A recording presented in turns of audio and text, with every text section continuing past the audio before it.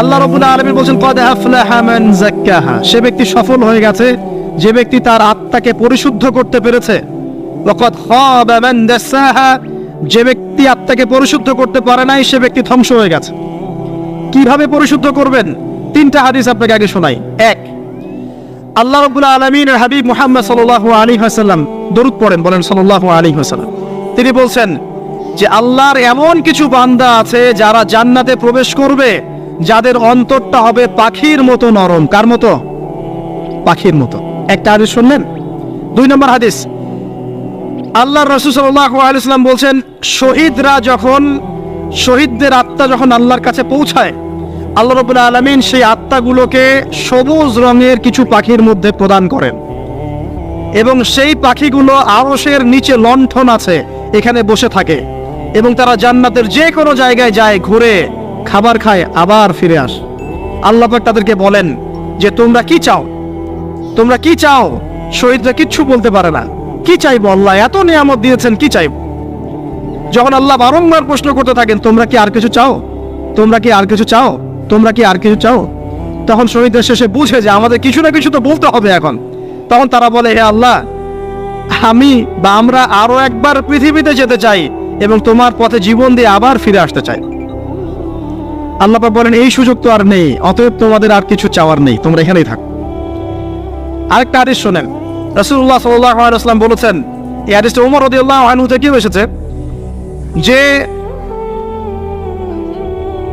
তোমরা যদি, হে মানব জাতি বা হে মুসলিমরা, তোমরা যদি আল্লাহর প্রতি তাওয়াক্কুল করার মতোই তাওয়াক্কুল করতে, ভরসা করার মতোই ভরসা করতে, আল্লাহ পাক তোমাদেরকে পাখিদেরকে যেমন করে রিজিক দেন তোমাদেরকে ঠিক সেইভাবে রিজিক দিতেন। তোমরা কি লক্ষ্য করো না যে পাখিরা খালি পেটে বের হয়ে যায় বাসা থেকে সকালবেলা এবং সন্ধ্যাবেলা ভরা পেটে বাসায় ঢোকে?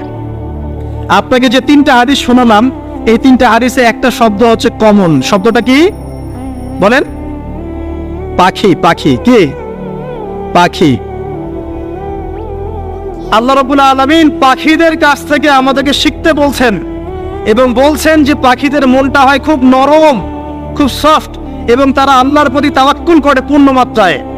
তারা সকালবেলা ভোরবেলা বের হয়ে যায় এবং সন্ধ্যাবেলা বাসায় ফেরে, খালি পেটে বের হয়, ভরা পেটে বাসায় ফেরে। এবং আল্লাহ পাক সবচেয়ে সম্মানিত মওত যেটা শহীদের মওত, সেই শহীদদের আত্মাকে আল্লাহ পাক পাখির রূপ দিবেন। তাহলে পাখিটার বিষয়ে একটা ফোকাস করার দরকার আছে না? আচ্ছা, এখানে আসেন। পাখির মন হচ্ছে নরম, মানে পাখির মনটা তাসকিয়া, আত্মশুদ্ধিতে পরিপূর্ণ।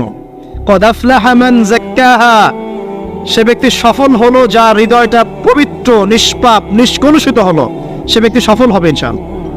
একটা কাজ এখানে খেয়াল করেন, পাখিরা সকালবেলা ভোরবেলা বের হয় আর সন্ধ্যাবেলা বাসায় ফেরে।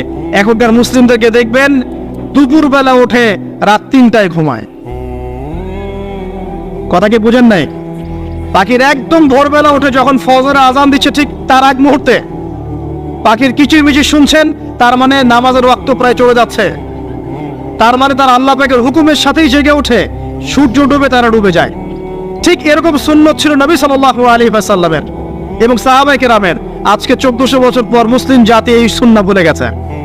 আর আমাদের সুন্নত দেখবেন, যদি কোনো রকম উঠেও ফেলি ফজরে, আবার 12টা পর্যন্ত ঘুম।